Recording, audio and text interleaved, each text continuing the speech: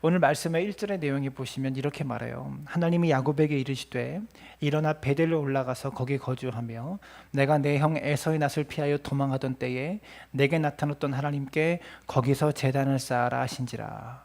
이렇게 말하고 있습니다. 여러분, 이 말씀은 우리에게 주시는 말씀입니다. 여러분, 여기서 하나님의 명령을 요약해 보면 네 가지의 명령을 하나님께서 지금 야곱에게 주시고 계세요. 첫 번째가 일어나라, 두 번째가 올라가라, 세 번째가 거기 거하라, 또 네 번째로 단을 쌓으라. 이렇게 연속적으로 네 개의 명령을 이 1절 안에서 주고 계시는 거죠. 1절은 먼저 일어나라 라는 말로 시작합니다. 일어나는 것에서 여러분 무엇이 시작됩니까? 변화가 시작되는 거예요. 앉은 삶의 자리에서 일어나기로 결단할 때 삶의 변화가 시작된다는 거죠. 두 번째가 올라가라. 여러분, 지금 야곱에게 어디로 올라가라고 명령하는 겁니까? 하나님과 처음 사랑을 나누었던 그 자리, 베델의 그 기억, 그곳으로 다시 올라가라라고 하나님께서 야곱에게 명령하고 있는 거예요. 처음 예배했던, 처음 나를 만났던 그 자리로 올라와라 라고 말씀하고 있는 거죠. 세 번째 명령은 거기 거하라. 베델에 돌아가서 처음 나와 사랑을 나눴던 그 자리에 함께 거하라, 그곳에 거하라라고 말씀하고 계시고, 네 번째 명령으로 단을 쌓으라라고 말씀하고 계세요. 그 말은 무엇입니까? 예배하라라는 것입니다. 그 베델에서 하나님을 예배하라. 이 네 가지의 명령을 하나님께서 야곱에게 반복적으로 주고 계시다라는 거죠. 우리의 삶의 회복은 일어나고 올라가서 예배의 자리에 거하며 그곳에서 단을 쌓고 예배하는 것이 삶의 진정한 회복이 그 안에 담겨져 있음을 기억할 수 있게 되기를 바랍니다. 여기에서 이 모든 의미를 우리가 다 살펴볼 수 없지만 창세기 31장 3절에 보시면 내 조상의 땅, 내 족속에게로 돌아가라. 내가 너와 함께 있으리라 하신지라. 이렇게 31장에서 말하고 있어요. 내 조상의 땅, 내 족속에게로 돌아가라. 이렇게 말씀하신다라는 거죠. 이 말은 무엇입니까? 야곱에게 이삭에게로 다시 돌아와라 라고 명령하고 계시는 거예요. 지금 야곱이 형 에서와 다툰 후에 아버지 이삭의 축복을 야곱이 혼자 다 받고서 밧단 하나무로 외삼촌 라반의 집으로 떠났잖아요. 근데 그 자리로 아버지 이삭에게로 다시 돌아와라라고 하나님께서 명령하셨다라는 거죠. 31장에서 이삭은 지금 어디에 있습니까? 헤브론에 계속 거주하고 있어요. 에서와 함께 야곱이 도망갔던 그 헤브론에 이삭은 아직 거주하고 있습니다. 그리고 하나님께서 야곱을 베델에서 만났고요, 베델로 다시 돌아오게 할 것이다라고 약속하셨다라는 거죠. 그러면 야곱은요, 지금 세겜에 머물러 있으면 안 되고 헤브론까지 도착해야 이 야곱의 여정이 맞춰지는 겁니다. 하나님께서 야곱에게 주신 약속이 이삭이 원래 거주하고 있는, 야곱이 원래 떠나간 헤브론으로 다시 돌아와야 하나님의 약속, 그 야곱의 모든 여행의 여정들이 끝나는 것이죠. 그런데 야곱은 어찌된 영문인지 은 100을 주고 세겜 땅에 땅을 사서 그곳에 안주해 버렸습니다. 이제 베델로 돌아와야 되는데, 그리고 베델에서 단을 쌓고 예배를 드리고 헤브론으로 가야 되는데, 야곱은 세겜이라는 곳에 돈을 주고 은 100을 주고 거기에 땅을 사서 머물렀다라는 거죠. 안주해 버렸습니다. 베델이라는 도시에 비해서 세겜이라는 도시는요, 풍성한 목초지가 있는 매우 안락하고 경제적인 풍요를 누릴 수가 있는 곳이 세겜입니다. 그래서 야곱은 세겜에 거주하고 있었던 것 같아요. 그러나 하나님께서는 분명히 야곱에게 세겜에 머물러라라고 말씀하신 것이 아니라 베델을 거쳐서 아버지 이삭이 있는 내 조상의 땅 헤브론으로 돌아가라라고 말씀하셨다라는 거죠. 그럼에도 불구하고 야곱은 밧단 아람, 외삼촌 라반의 집을 떠나는 것, 밧단 아람을 떠나는 것에는 순종했지만 끝까지 순종하지 못하고 적당히 순종했던 것이 야곱의 문제였습니다. 헤브론까지 마침내 오지 못하고 오다가 적당히 세겜에 머물러 버렸다라는 거죠. 아예 순종하지 않는 죄가 있다면 적당히 순종하고 많은 죄도 있다는 것을 기억할 수 있기를 바랍니다. 여러분, 적당히 순종하는 것이 순종입니까? 그것은 순종이 아니라는 거예요. 여러분, 세겜에서 베델까지의 거리가 불과 50km에 불과합니다. 야곱이 여지껏 왔던 수백 킬로, 수천 킬로의 여정에 비하면 이 나머지 50km는 아무것도 아닌 거죠.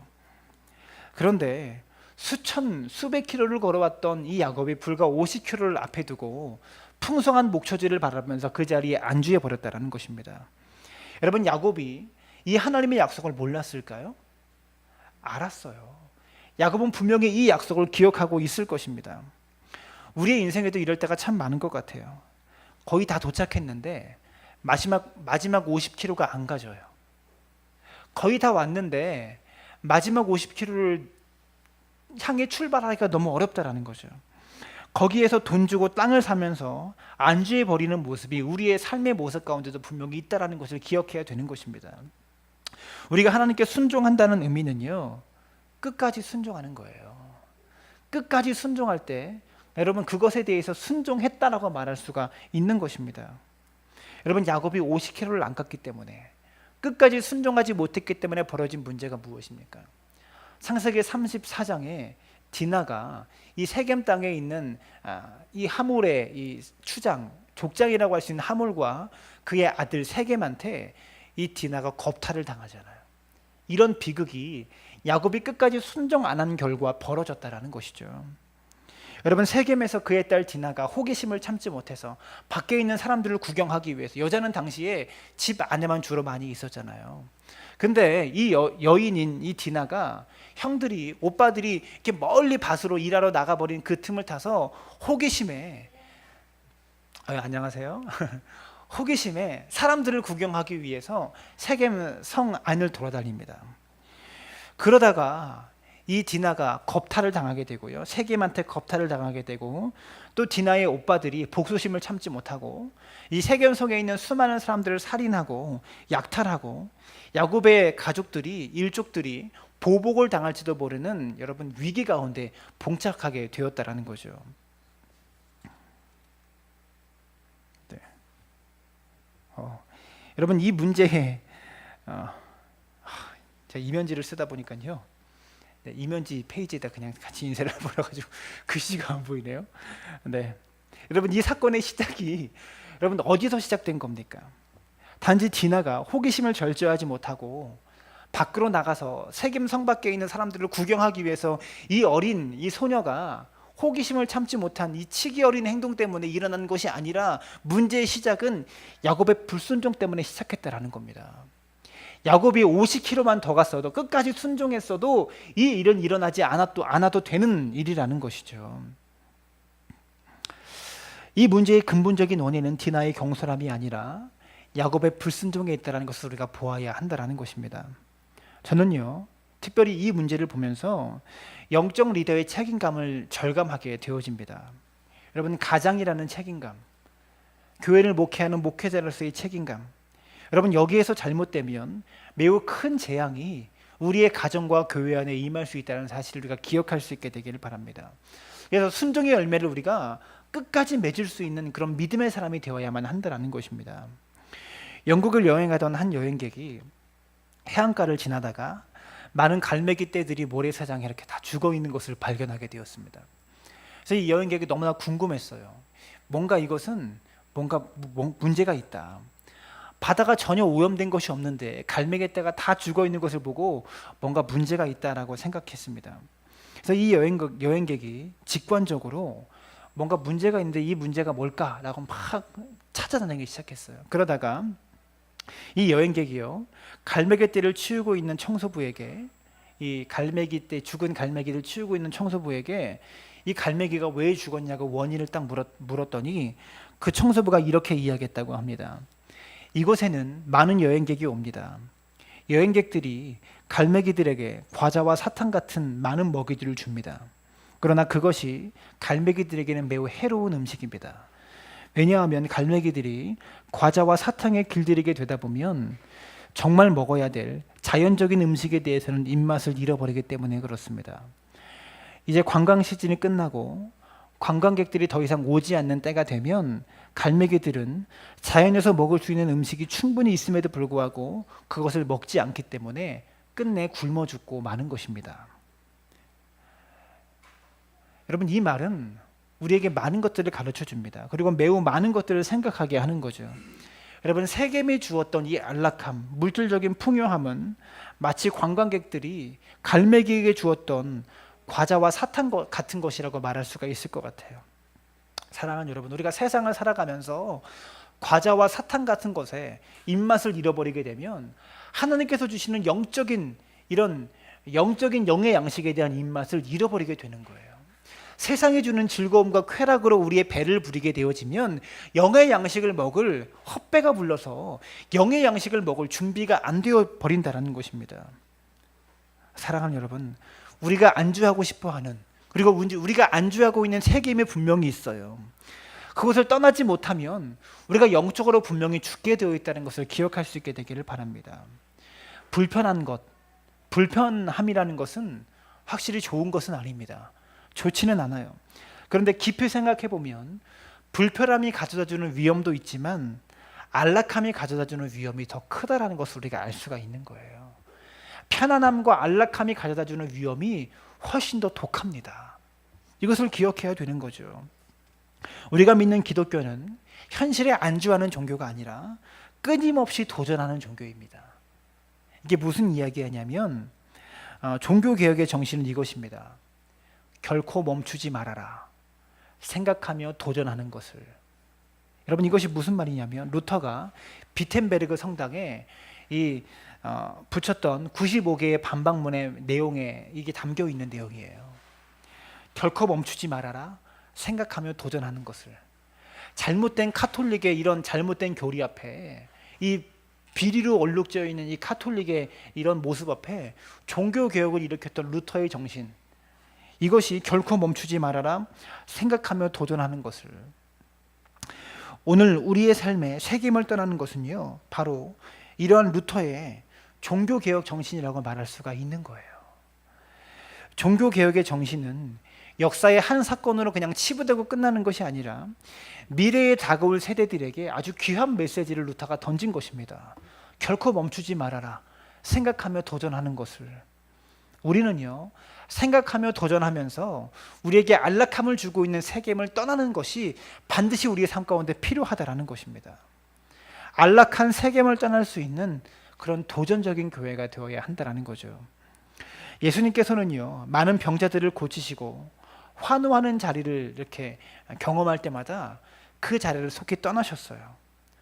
오병이어의 기적으로 사람들을 먹이셨을 때에도 제자들을 억지로 강 건너로 보내시고 혼자 산에 올라가서 기도하셨다라는 거죠. 예수님은 항상 이 안전한 자리에 안주한 적이 없으세요. 예수님은 끊임없는 순례자이셨습니다. 아무도 찾지 않는 사람, 아무도 찾지 않은 곳으로 끊임없이 안전지대를 뛰어넘으셨다는 것을 우리가 기억해야 된다는 것이죠. 여러분, 나침판 아시죠? 나침판 어떻습니까? 이 나침판이 북극을 이제 찾기 위해서 나침판을 딱 올려놓으면 나침판의 바늘이 이렇게 막 부르르 떨어요. 북극을 찾아가면서 부르르 떨고 있는 것을 볼 수가 있습니다. 나침판이 제대로 작동한다는 것은요, 북극을 가리키면서 몸을 떤다는 데 있어요. 바늘을 떤다는 데 있습니다. 여러분, 그리스도인들이 살아있는 것은요, 표대를 향해서 전진하기 위해서 우리의 열정을 불태우는 데 있다는 것이죠. 사랑하는 여러분, 말씀을 받고 우리의 소명을 향해서 나아가기 위한 울림이 우리 안에 없다면, 우리에게 있는 꿈과 비전을 향해서 나아가기 위한 울림이 우리 속에 없으면 그 사람은요, 죽은 겁니다. 이 나침판이 소명을 향해서, 자신의 할 일, 자신의 소명을 향해서 북극을 향해서 온 몸이 전율하는 것처럼 소명을 향해서 우리가 전율할 수 있는 삶을 살아갈 수 있게 되기를 주님의 이름으로 부탁을 드립니다. 여러분, 그런 뜨거움 없이 인생을 살아가는 것에 대해서 안타까움을 느낄 수 있게 되기를 바라요. 여러분, 사람들이 우리를 보았을 때, 저를 보았을 때, 저와 여러분을 보았을 때 저 사람의 눈은 무언가를 바라보고 있어.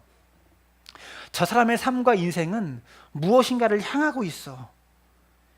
그게 보이는 인생이 되었으면 좋겠어요. 그게 보이는 사람이 되었으면 좋겠어요.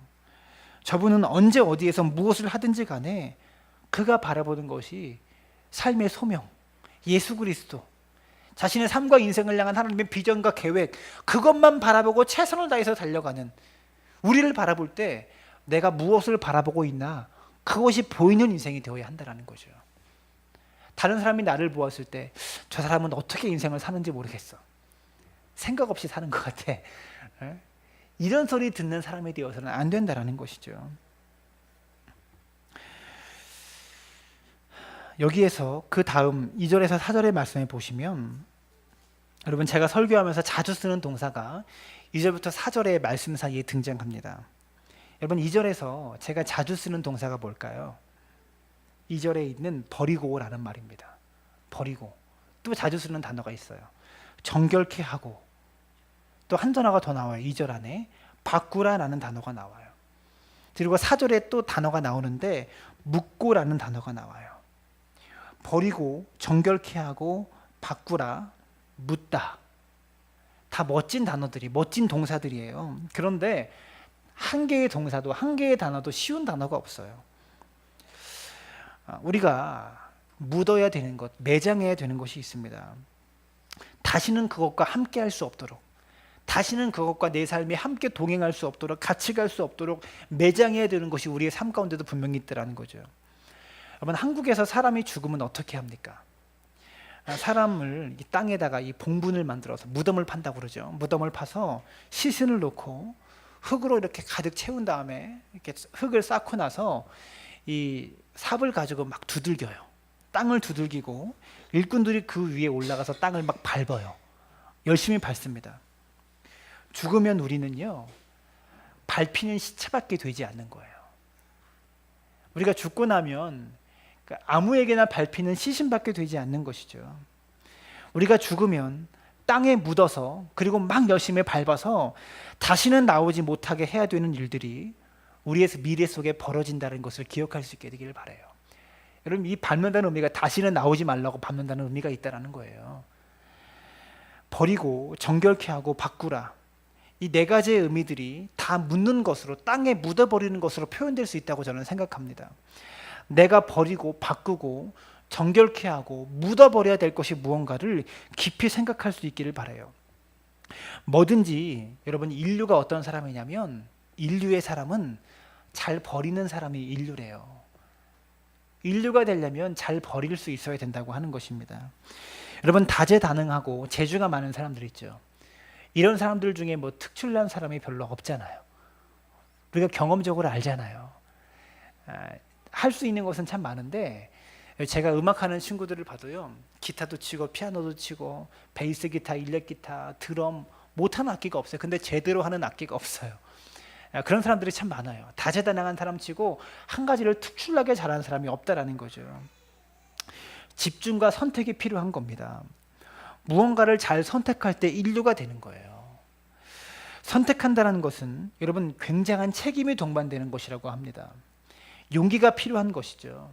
여러분, 삼성이 그런 대기업으로 성장할 수 있었던 이유를 제가 책에서 보니까요, 여러분 삼성하면 떠오르는 것이 무엇입니까? 삼성전자잖아요. 근데 삼성이 여러 가지 전자로 뜨기 전에 여러 가지 일을 했대요. 뭐 조미료 미원 사업에도 뛰어들었고요. 뭐 쌀 파는 사업에도 뛰어들고 여러 가지 사업들에 뛰어들었대. 그러다가 다 포기하고 경제가 어려웠을 때 다 포기하고 한 가지만 집중한 거예요. 전자 한 가지만 집중한 거예요. 거기서 집중해서 인류가 되니까 다 포기하고 그거 한 가지만 붙잡고 인류가 되니까 이제는 나머지가 다 따라 붙잖아요. 뭐 건설도 있고요. 뭐 자동차도 있고요. 여러 가지가 다 따라 붙잖아요. 무엇입니까? 선택과 집중이 필요하다라는 거죠. 우리가 무언가를 선택한다라는 것은요, 많은 것을 버린다는 것을 의미하는 거예요. 잘 버릴 수 있는 사람, 그리고 핵심만 붙잡을 수 있는 사람, 그 사람이 인류가 된다는 것이죠. 무언가를 선택하지 못한다는 것은 굉장히 무책임한 것이라고 합니다. 무엇인가 선택과 집중을 통해 인류가 되어야 하는데, 인류가 되는 것은요, 버리는 것을 통해서 인류가 된다고 하는 것이죠. 버리면 내 손이 빈손이 됩니다. 우리가 버려서 내 손이 빈손이 되어지면 하나님의 손이 우리를 채워주시는 역사를 경험하게 된다는 것이죠. 그리고 하나님의 손이 내 손을 채우는 것을 경험하게 되는 사람은 내 손에 있는 것으로 다른 사람의 빈손을 채워주는 사람이 되는 것입니다. 내 빈손이 하나님의 손으로 채워지는 것을 경험한 사람만이 이것이 내 것이 아니다라는 것을 경험했기 때문에 다른 사람의 손을 채울 수 있게 된다는 것이죠. 다른 사람의 빈손을 보면 가만히 있을 수 없어요. 사랑하는 여러분, 버림은 반드시 나눔으로 이어질 수밖에 없다라는 것입니다. 이것을 기억할 수 있게 되기를 바랍니다. 저는요, 우리 사랑하는 성도님들께서 가난한 것도 부한 것도 그 자체로 나쁜 것이 아닙니다. 우리 모두가 다 깨끗한 부자가 될 수 있기를 바라요. 이 말은 무엇입니까? 나눌 수 있는 부를 얻었으면 좋겠어요. 베풀고 나눌 수 있는 부, 버릴 수 있기 위해서 모으실 수 있기를 바랍니다. 바보들은 결심만 한다라는 말이 있어요. 바보들은 베풀려고 결심만 하고요, 뭔가를 선택하려고 결심만 하고요, 뭔가를 결단하기 위해, 어떠한 일을 하기 위해서 결심하고 결단하고 그것으로 끝나는 것이 바보들이라고 합니다. 근데 오늘 본문을 보면 결심만 한 것이 아니라 결행을 했어요. 결심이 아니라 결행을 했다라는 것이죠. 우리의 삶이 결행을 해야 되는데 결심해서 끝날 때가 너무나 많다라는 겁니다. 여러분, 가만히 보면 결심도 안 하는 사람들이 있어요. 왜 그렇습니까? 작심삼일이 계속 반복되다 보니까 어차피 안 될 걸 뭐 그러면서 결심조차 안 하는 인생들이 있다는 거죠. 그래서 요령이 생기는 거죠. 새해가 되면 요령이 생겨요. 어차피 3일밖에 못 갈 건 아니까 새해 소원 카드도 어차피 써봤자 별일이 없다라고 소원 카드 자체도 안 쓰는 사람들이 있다는 것이죠. 결심하셔야 되고, 그 다음에 더 중요한 것은 결행을 해야 되는 것입니다. 결행을 시작하십시오. 그래야 이룰 수 있는 사람이 된다는 것이죠. 저는 오늘 말씀을 준비하면서 우리가 버려야 될 것이 여러 가지가 있지만 두 가지만 버리자고 말씀드리고 싶어요.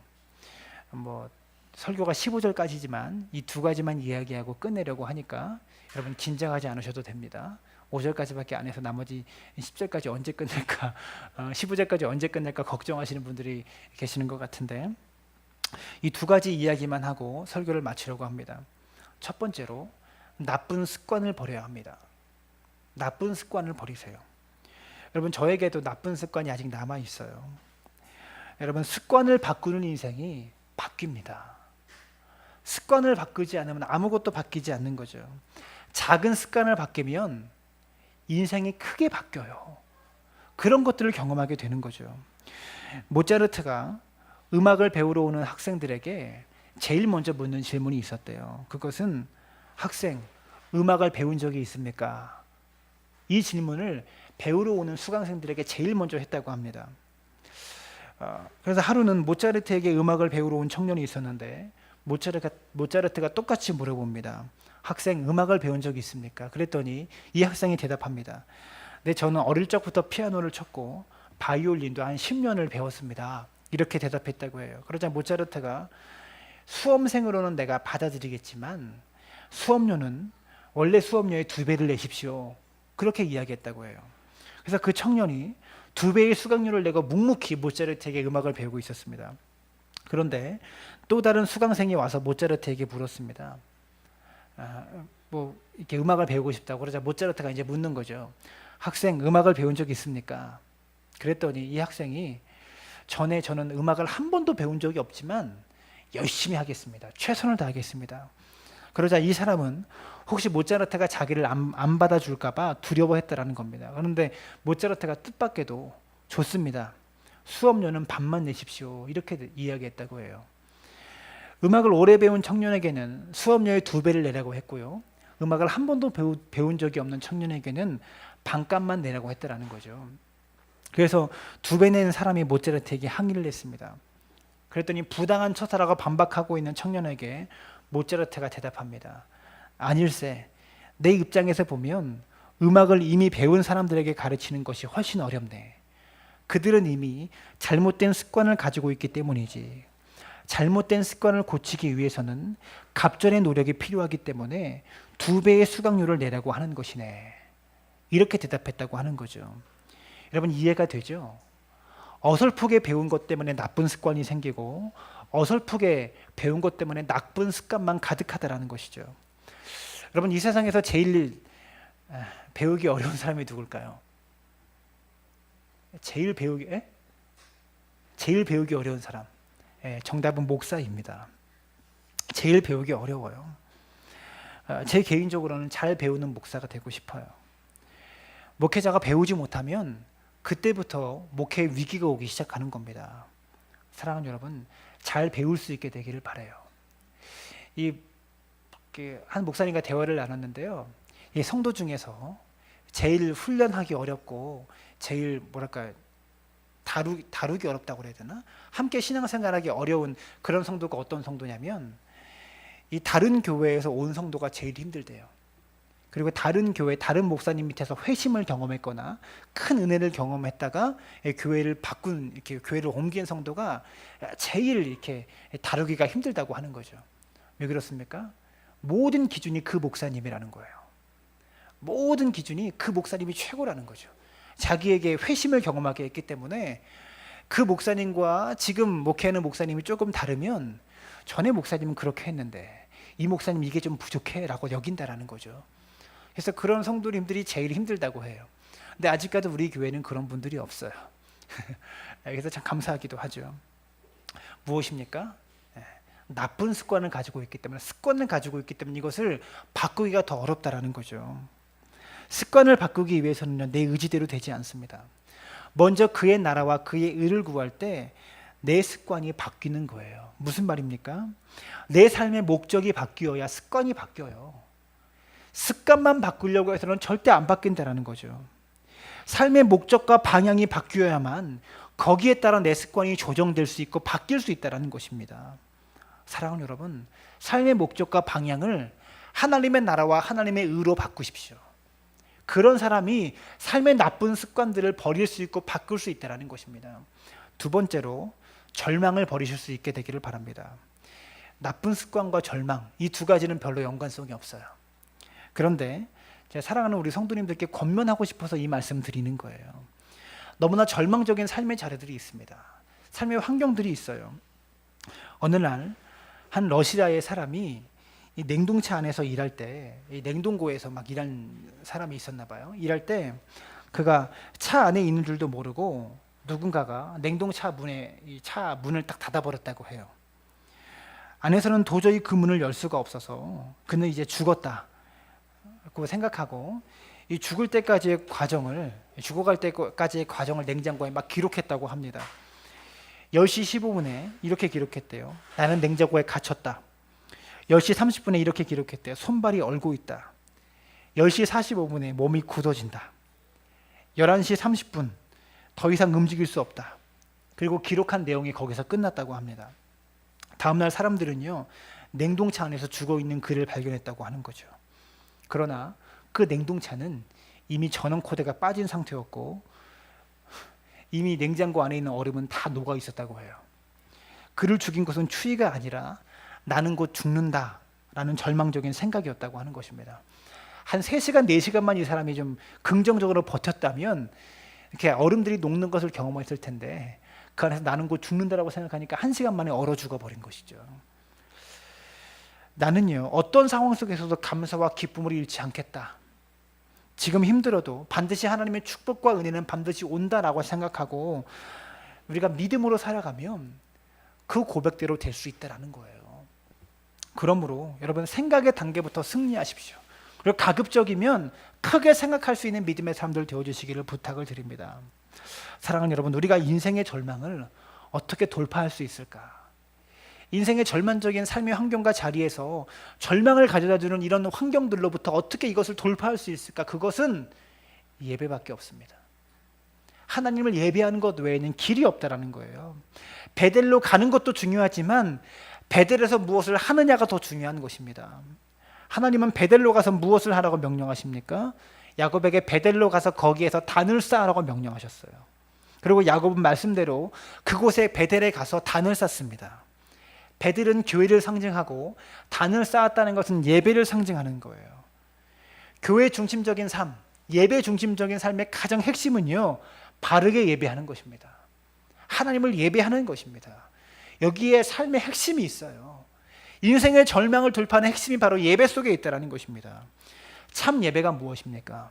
하나님의 뜻에 내 생각과 내 의지와 내 마음을 전폭적으로 맡기는 것이 예배입니다. 그래서 참 예배자는요, 요동치 않는 거예요. 삶의 어려운 환경과 절망이 와도 요동하지 않는 것입니다. 미성숙한 예배자는 삶이 어려울 때 하나님을 열심히 찾습니다. 그러나 참 예배자는 일이 잘 될 때 오히려 감사하고 하나님을 찾습니다. 여러분, 사실 우리에게 하나님이 필요하지 않을 때가 있을까요? 없어요. 우리는 늘 언제나 하나님이 필요한 사람들입니다. 그런 때는 한 번도 없습니다. 그러므로 일이 잘 된다고 안심하지 마십시오. 어려움이 없을 때는 없다라는 것이죠. 그래서 하나님을 멀리하면서 어떤 환경 속에서 안심할 수 없다라는 거예요. 어려움은요, 우리의 이성과 우리의 생각을 초월해서 다가옵니다. 우리가 예측할 수 없게 다가온다는 거죠. 우리가 신앙생활하면서 진실한 예배자가 되기 위해서 힘쓰십시오. 참된 예배란 내 뜻이 주님의 뜻에 완전히 몰입되어서 기쁨으로 승화돼서 나오는 것이 예배입니다. 주님의 뜻과 나의 뜻이 합해졌을 때 거기서 얻는 기쁨이 있어요. 이것을 경험해야 바르게 예배할 수 있다는 것입니다. 사랑하는 여러분, 또한 교회 예배에도 열심히 참여하십시오. 목회자에게 가장 힘을 주는 성도가 어떤 성도일까요? 헌금 많이 하는 성도가 절대 아닙니다. 목회자에게 가장 힘을 주는 성도는 예배에 빠지지 않고 나오는 성도입니다. 빠지지 않고 열심히 예배하는 성도. 우리 김용순 이사님은 새벽 예배 열심히 나가다가 오늘 빠지셨어요. 한번 빠졌다고 제가 힘을 잃어버리는 것은 아니지만 예배에 빠지지 않고 나오는 성도가 힘을 주는 거예요. 사랑하는 여러분, 교회 예배도 열심히 참여하고 모든 예배 속에서 최선을 다하십시오. 바르게 예배하기 위해서. 더 나아가 우리 삶 가운데도 예배하는 예배자로 견고히 설 수 있게 되기를 바랍니다. 이것처럼 하나님께서 기뻐하시는 예배자의 삶을 통해서 야곱의 베델에서 산을 쌓고 하나님을 예배했던 것처럼, 이 예배를 회복했던 것처럼 우리 삶 가운데도 이 진실한 예배가 회복됨으로 말미암아 하나님의 거룩한 은혜와 사랑을 경험할 수 있게 되는 믿음의 사람들 되어주시기를 주님의 이름으로 축원합니다.